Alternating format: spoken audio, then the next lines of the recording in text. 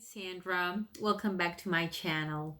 So for this holidays, I don't have much time, so I decided to do things a little bit faster, and I'm just going to use what I have in my refrigerator. So I have the following ingredients in my refrigerator. I have a pre-made puff pastry base. I have honey, cinnamon, sugar glass, and coconut oil.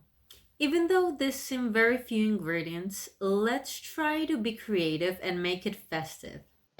Alright guys, so first step you have to do is to defrost your pastry puff base, powder your surface which you're going to work with flour, and spread your pastry.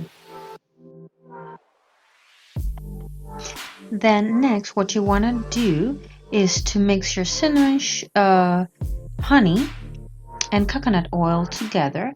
I decided to heat it up just a little bit for it to mix a little bit easier like that.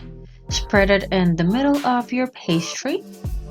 You can use a spatula. Since I didn't have one, I just used a spoon to spread it. So next step after spreading it is to fold your pastry in 3 equal parts, folding the outer parts to the center. Then cut stripes of 3 inches of your pastry, the whole thing, and after that you will cut 3 equal sized stripes from the bigger stripes to make them a braid, just like this.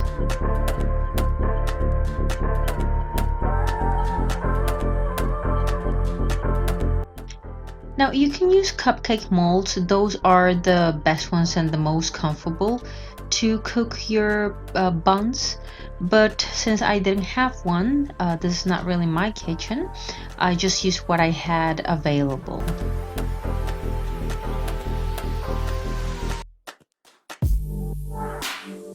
Alright, so last step is to cook them for about 20 minutes at 180 degrees Celsius or 350 degrees Fahrenheit, so you have this golden beautiful buns.